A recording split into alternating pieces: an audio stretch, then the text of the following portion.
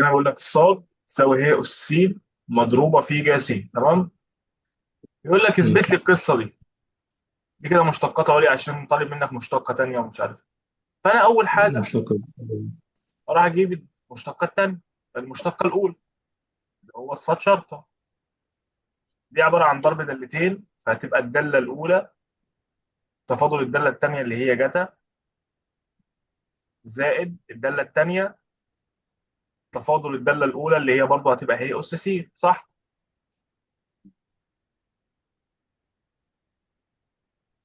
اه. الاولى في تفاضل الثانيه زائد الثانيه في تفاضل الاولى، تفاضل اللي هي اس س اللي هي اس س. مم. نجيب المشتقه الثانيه. مم. الداله المشتقه الثانيه دي برضه هيبقى 2 مضروبين في بعض و2 مضروبين في بعض. مم. ده يطلع لي واحد تاني اذكى يقول لي لا انا هاخد ايه اس س كعامل مشترك. صح؟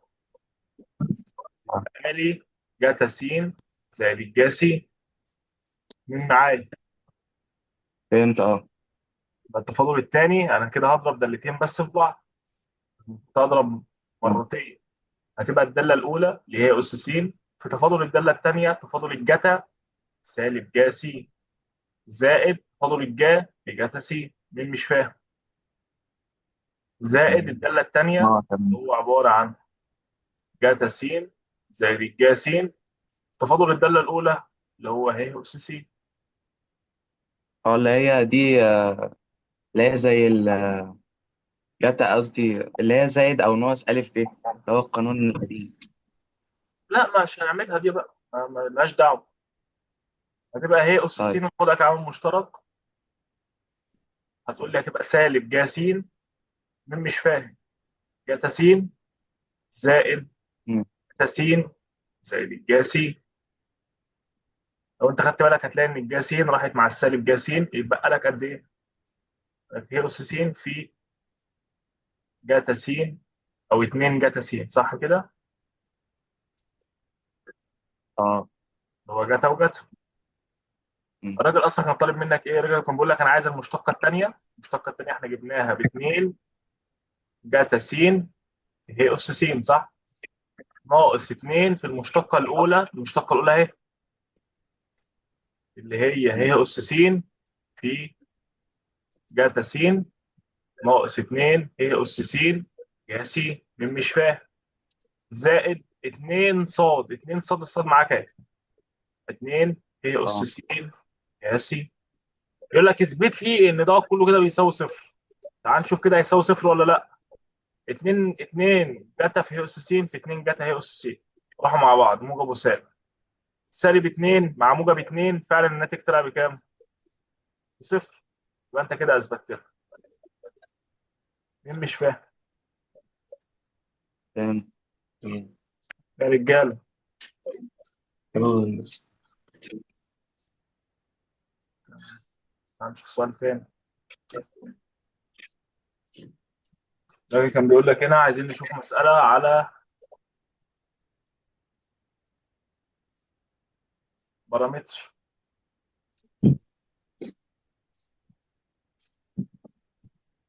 الدال صاد على الدال س والدال تربيع صاد على الدال س تربيع. الراجل طالب منك الاثنين. تمام. هعمل ايه؟ انا خدت بالي ان السين داله في نون، الصاد داله في نون، يبقى النون هو البارامتر. صح؟ بروح اجيب الدال س مم. على الدال نون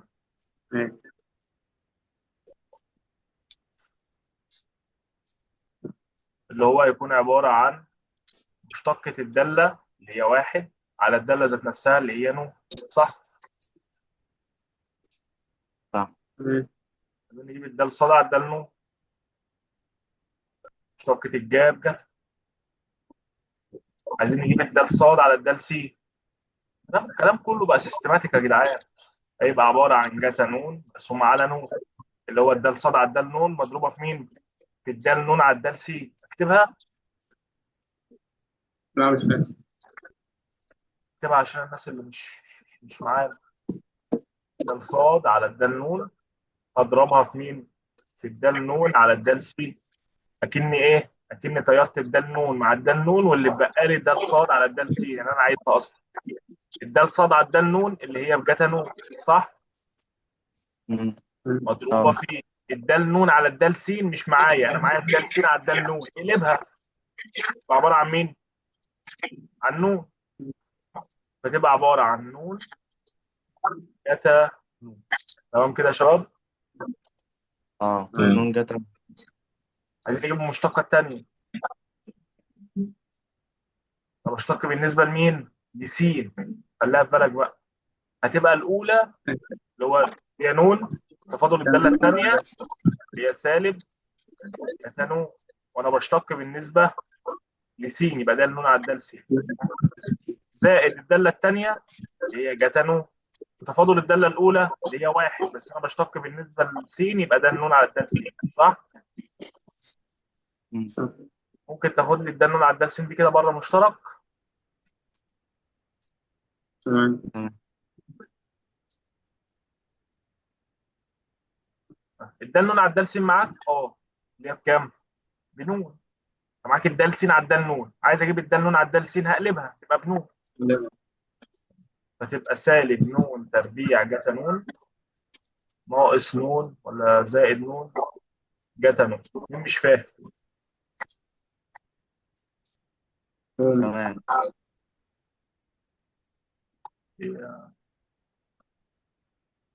ده النون ده النون على هي ده ده س بس، اصلا. ديت بس هتبقى ديت بواحد. بس نون. تتعدل ونخليها جانون. مش هي الاولى في تفاضل الثانيه، تفاضل الجتا بسالب جا مش بسالب جتا، فبالتالي اه، دي تمام كمان تمام. هتتغير. بالتالي دي كمان هتتغير، سالب جا سالب جا. مش فاهم؟ تمام. اخر مثال بقى معانا، او اخر فكره معانا، عشان ايه؟ عشان ترحلوا بقى، عشان انا زهقت. لو جيت قلت تمام. لك صاد بتساوي س اس س، هل دي داله اسيه؟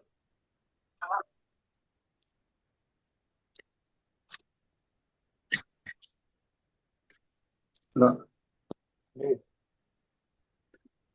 مش ده الأساسي. سبب. إيه؟ ايه هو السبب؟ الاتنين مجاعيل، يعني لازم واحدة تكون مجموعة، واحدة مجهول. بالظبط. مالهمش مقلوب لوغاريتمي. تمام. يبقى المساله ديت الداله اللوغاريتميه او الداله الاسيه قصدي، لازم الاساس يكون معلوم والاس يبقى ايه؟ تمام. مجهول. في الحاله ديت بنسمي ان ديت داله اسيه.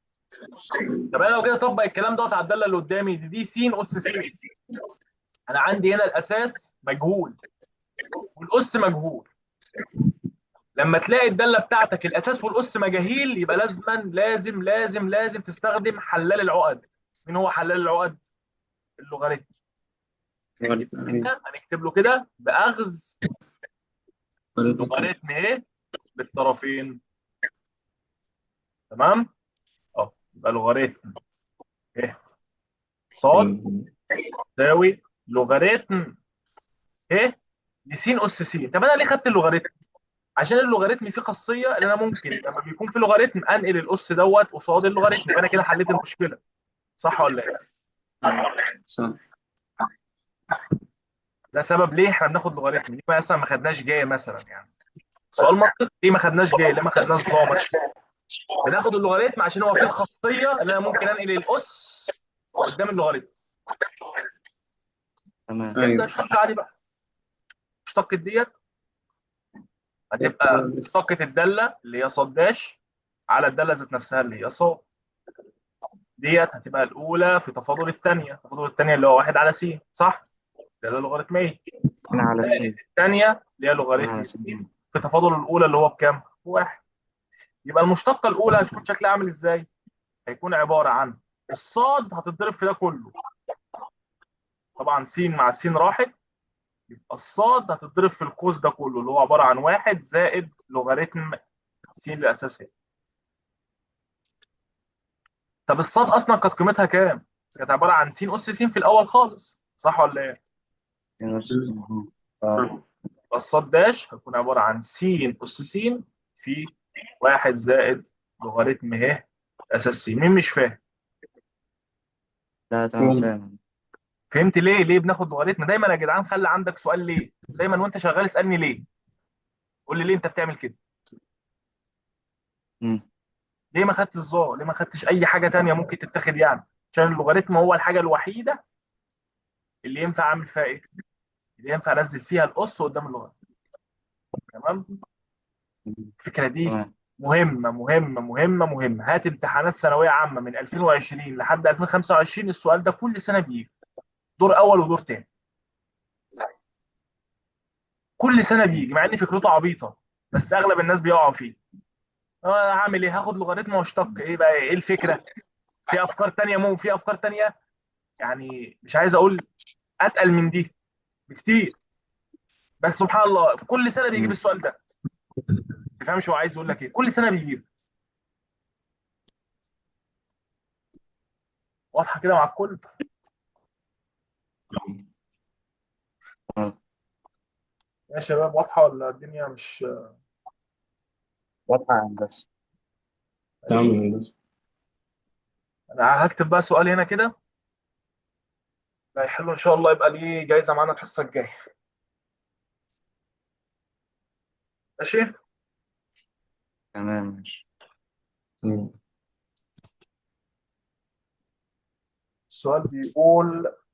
السؤال بيقول عندنا سؤالين، طيب. والراجل الفهمان بس اللي مش بياكل فول كل يوم الصبح هو اللي هيحله. في سؤال فيهم انا حله على ايه؟ تمام. على التيك توك. تمام. مم. طيب نشوف. اول سؤال معانا، صاد يساوي لوغاريتم ايه اس 3 س ناقص ولا زائد 5 على س تربيع. الراجل هنا بيقول لك عايز الصاد شرطه. تمام. السؤال الثاني معانا، الراجل بيقول لك مين الراجل بيقول ايه؟ الراجل اللي مش محترم ده بيقول ايه؟ راجل مش محترم، راجل مش محترم. واحدة، الراجل بيقول لك عندي الواي الصاد يساوي س ناقص الواحد س زائد 3 كل تكعيب على س زائد 2 كل أس 5 في س ناقص 4. أوجد دال صاد على دال س. تمام؟ تمام. أتمنى حد يجيبهم يعني. اليوم دلوقتي طيب ولا لسه الجاي؟ ولا الحصة لا مش الجاية؟ النهارده، مش النهارده، فكر فيهم في البيت عشان مش هتوصل لهم طول ما أنت معايا هنا كده. تمام. واضحة الدنيا؟ تمام. عايزين ناخد الواجب بقى. طيب. وجهزوا نفسكم بقى الحصة الجاية إيه؟ داخل كده وأنت شارب قهوة ولا حاجة عشان هتبقى موت.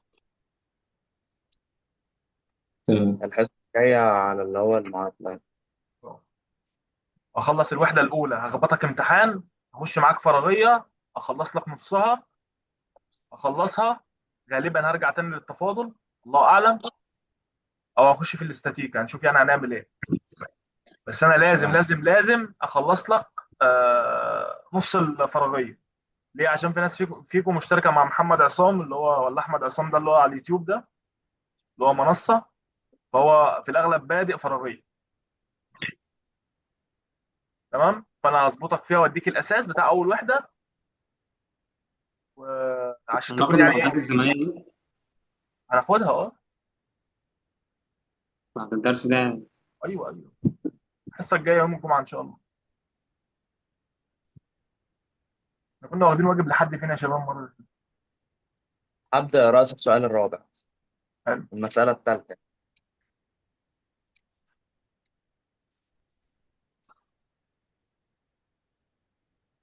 معاك السؤال الخامس. علم بقى معايا كده اه المسائل اللي على الشمال كلها.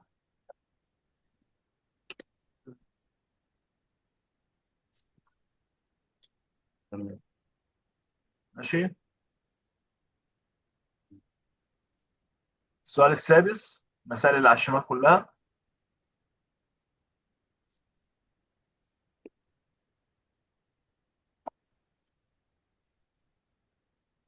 والسؤال رقم 17 ده مهم. مستر معلش هاك بس السؤال السادس تاني بس. السؤال السادس مسائل اللي على عشان الشمال، مش المسائل اللي على الشمال. تمام. والسؤال رقم تمام 17. اه مش عندي في نسخة الكتاب بتاعي. انا هبعت لك بقى النسخه دي تبقى اقرا فيها، طيب نشتغل ماشي. بالنسخه دي بعد كده. طيب تمام ماشي. السؤال رقم 7 كله. السؤال رقم 8 كله.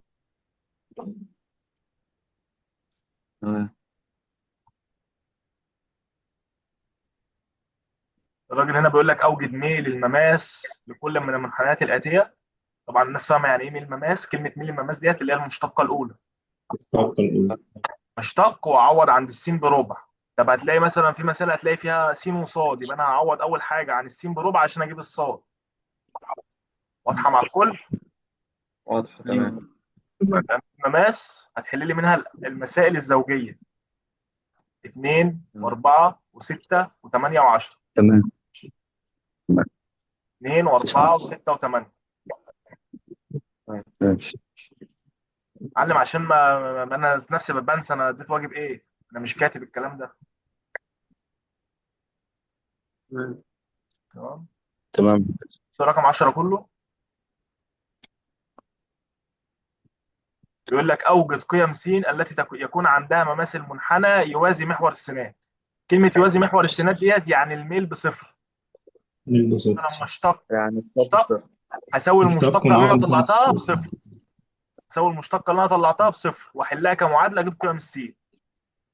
يعني ممكن نحل عليها مسألة كده. تعال ناخد المسألة دي مثلا. السؤال ده جديد بس. ماشي.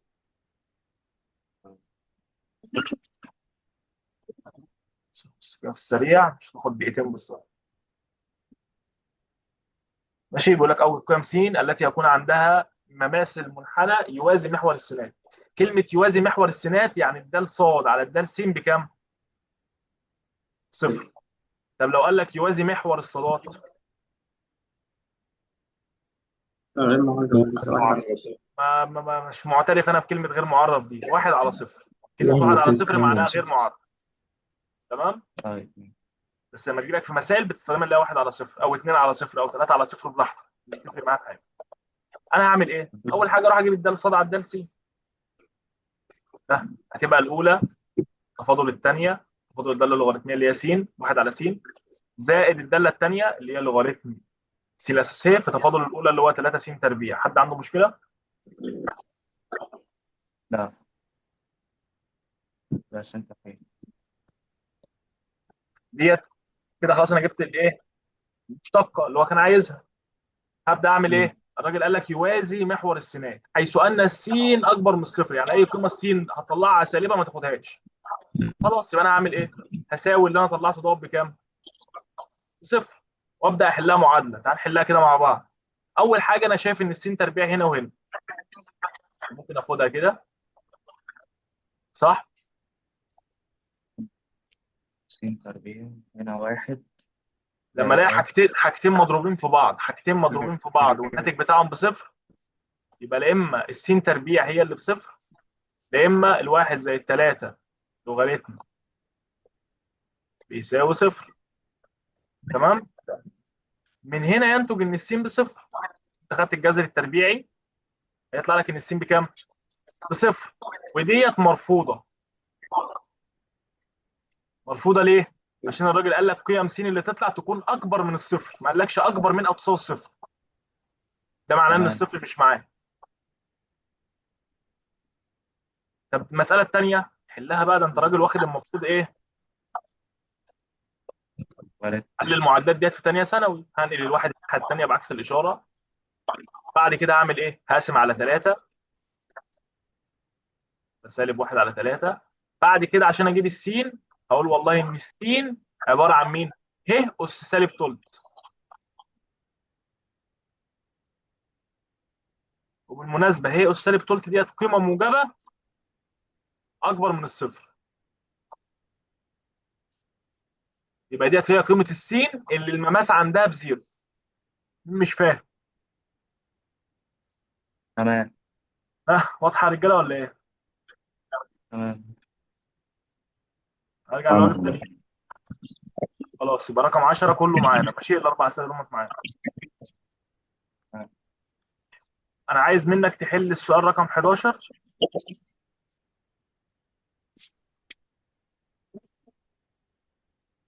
و13 تمام.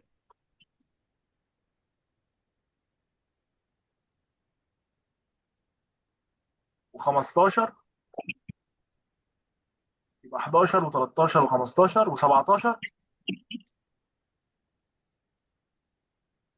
و18. تمام. يبقى 11 13 15 17 18. تمام.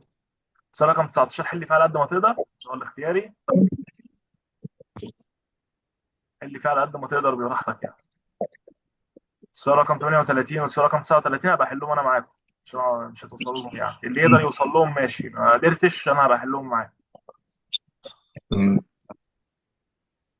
شايف الاسئله كانت بتيجي ازاي؟ 21 و22 و23 انتم مرفهين، اقسم بالله انتم مرفهين. انت مرفه. شايف الاسئله كانت بتيجي ازاي؟ انا لو وريتك امتحان من بتاع 2021 و2022 هتعرف ان انت مرفه. اوريك دلوقتي. تمام. عايز احل معاك ايه تاني؟ عايز احل معاك سؤال رقم 21. 21. 22. 23. 25. 27.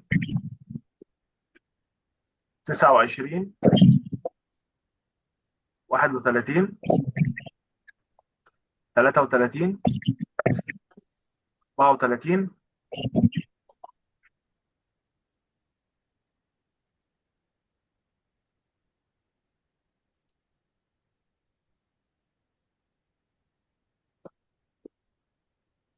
سؤال رقم 38.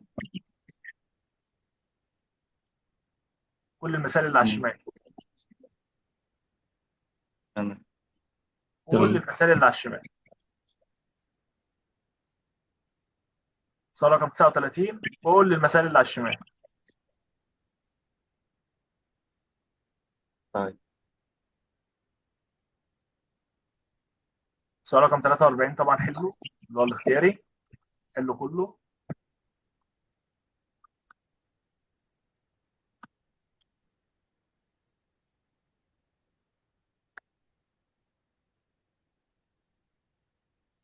وهتحل ايه تاني؟ عايزك تحل سؤال رقم 47.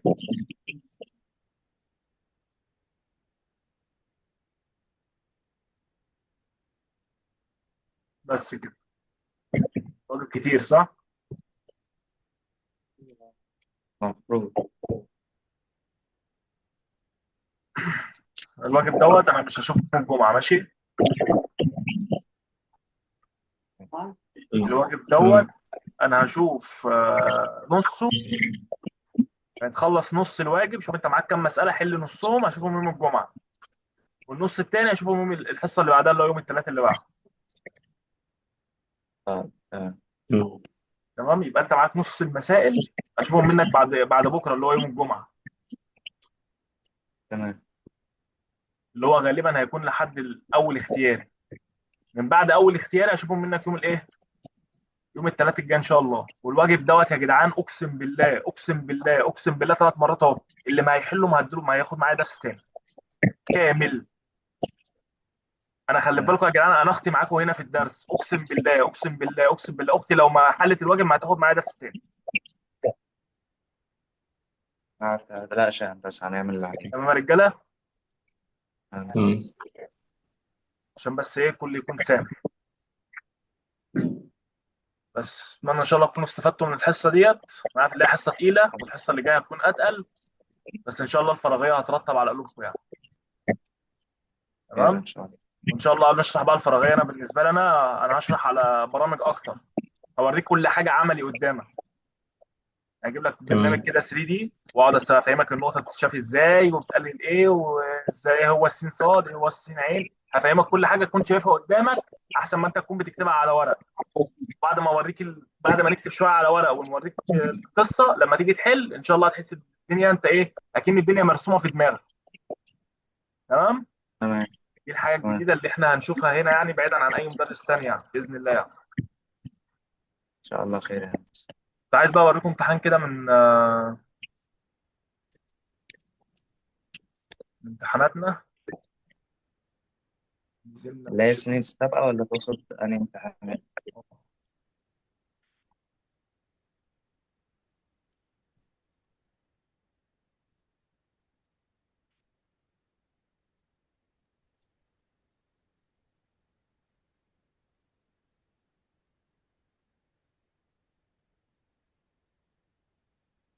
تمام.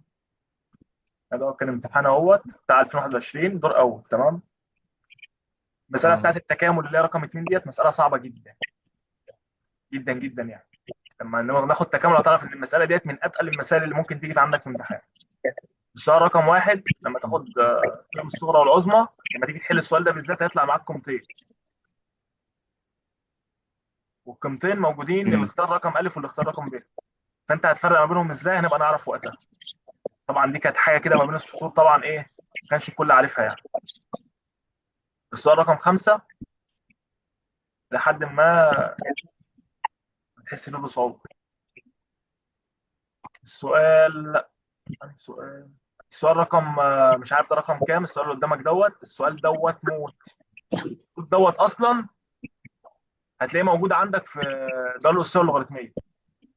السؤال ده هتلاقيه عندك في الواجب في الأغلب يعني. تمام. تمام تمام تمام تمام. السؤال ده طبعا في المعادلات الزمنية. بعد ما ناخد المعادلات الزمنية هنديهولكوا اللي هو مسألة مثلا بونص شبه اللي احنا لسه واخدينها على السبورة دي، مسألتين اللي احنا لسه قايلينهم فوق دي. يبقى بنفس الفكرة. ليه؟ عشان هو صعب جدا طبعا السؤال ده. يعني هو بيقول لك ألف ب ج د ه دوت سداسي منتظم. تمام. طول الضلع بيزداد بمعدل جذر 3 سم لكل ثانيه. يعني طول الضلع بتاع اي ج د مثلا بيزيد كل ثانيه بجذر 3 سم. فهو عايز معدل تغير في مساحه الجزء المظلل. شايف انت المثلثات ديت؟ عايز يعرف لما الطول بتاع الضلع يتزايد بجذر 3، المساحه بتاعت المثلثات ديت هتزداد بنسبه قد ايه؟ 8 ولا 12 ولا 12 جذر 3 ولا 8؟ تمام. مم. طبعا السؤال دوت سهل. السؤال دوت اللي برضه بتاع التكامل. السؤال رقم دوت لما ناخد الوحده الثانيه ان شاء الله هتعرف ان السؤال ده برضه صعب، صعب جدا كمان. شايف السؤال دوت نفس الفكره بالظبط. شايف السؤال بتاع التكامل دوت كان اصعب سؤال في الامتحان. تمام. تعال بقى نجيب سؤال من ايه، من المرفهين. عايزين مثلا 2023. هو من اول 2023 الترفيه بدأ، ولا بقى يجيب اشكال ولا بقى يجيب رسومات، والترفيه اشتغل بقى. فاهم ازاي؟ عندك ده شكل اهو رقم 6. طبعا الامتحان كله مثلا لو واحد مذاكر وفاهم يحله كله في نص ساعه كتير قوي. تمام. جايب فيه 3 اشكال، والثلاث اشكال حرفيا اسهل من بعض. تمام. مم. فانتوا السنه بتاعتكم دي كلها ترفيه، وبالذات في الرياضه. فما تخليش الرياضه تنقص منك درجات عشان انت مش مذاكر كويس او مش حالل واجبات كتير. يبقى نقص في الفيزياء انما ما تنقصش في الرياضه. تمام. مع ان خلي بالك الفيزياء بالنسبه لعلم الرياضه المفروض تكون اسهل ماده، هي بتكون مشكله كبيره بالنسبه لبتاع علم علوم. مم. بتاع علم علوم طبعا ولا فاهم بسط ومقام، ولا فاهم حاجه تطير مع حاجه، ولا فاهم اي حاجه. انما انت كعلم رياضه الكلام ده كله بالنسبه لك بيبقى لعب عيال حرفيا. تمام. تمام. ان شاء الله تكونوا استفدتوا كده والدنيا كويسه. وزي ما تمام. نتقابل بقى ان شاء الله يوم الجمعه. والواجب يا جدعان اهم حاجه، عشان انا حلفت مش هدخلكم صدقوني. انا في الحاجات ديت ما ان لا ما تقلقش يا هندسة، هخلص على قد ما أقدر. شاء الله. تمام. يلا، سلام عليكم. تمام. مع السلامة.